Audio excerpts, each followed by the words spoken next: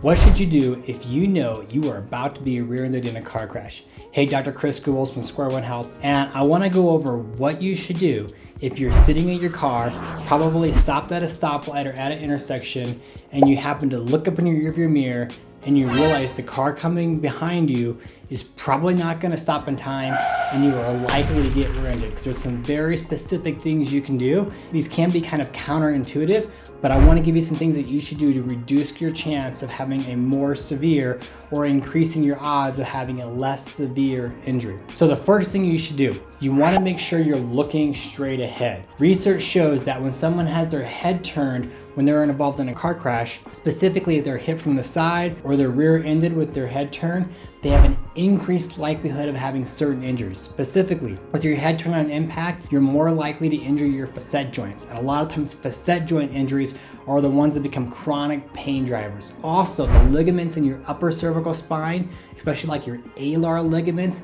they frequently get injured or torn or stretched and damaged when your head's turned on impact, because about 50% of the rotation in your cervical spine actually happens in the top two joints in your neck. And whenever you have an increase in mobility, you have a decrease in stability, and you really rely on the ligaments in your upper cervical spine to help stabilize those joints. So if you know you're gonna get rendered, first thing, look straight ahead. Second thing, put your foot on the brake as hard as you can.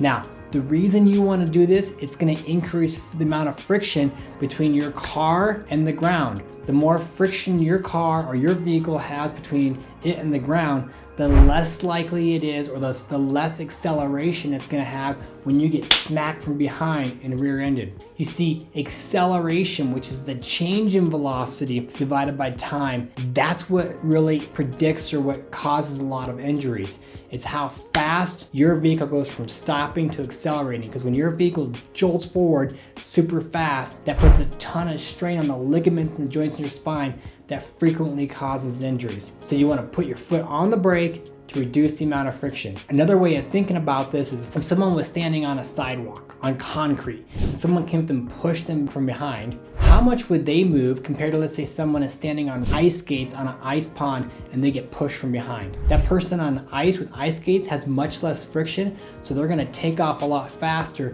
compared to someone that's got their feet firmly planted on concrete. So put your foot on the brake pedal. Third thing, go ahead and push your body back and push your head up against the head restraint. You see, I noticed that head restraint, I didn't say head rest. It's not actually something that's designed for you to rest your head on. It's designed to restrain your head from traveling backwards if you're in a car crash. And the amount of distance from the back of your head to that head restraint is a good predictor of your likelihood of having injuries.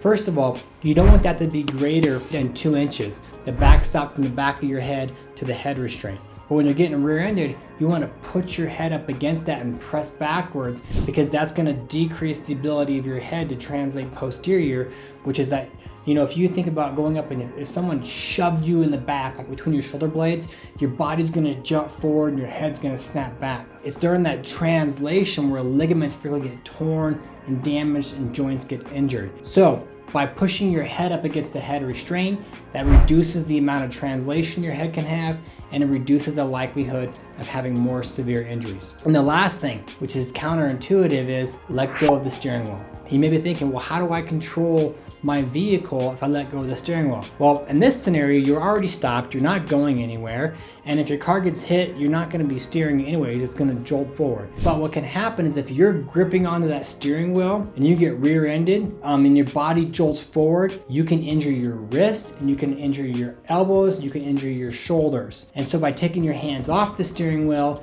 you reduce the likelihood of having wrist, elbow, and shoulder injuries. So those are just a few things you can do if you're sitting in your car, you're looking at the rearview mirror, and you know you're about to get rear-ended. So for a quick recap, what you should do is 1, make sure you're looking straight ahead. 2, put your foot on the brake as hard as you can. 3, push your head back against the head restraint. And 4, take your hands off the steering wheel. Dr. Chris Schools from Square One Health, I hope you found these tips helpful. Now, if you like these and you want to be informed when we have other videos coming out giving you health tips, be sure and hit that bell icon down below and subscribe to this video. And if you like this, be sure and give us a thumbs up. Now, if you have questions or the topics you want to know about, put those in the comments below. And finally, if you know someone that's been in a car crash or you've been in a car crash and are seeking help, reach out to Square One Health, click on the link below, and we'll see what we can do to help you.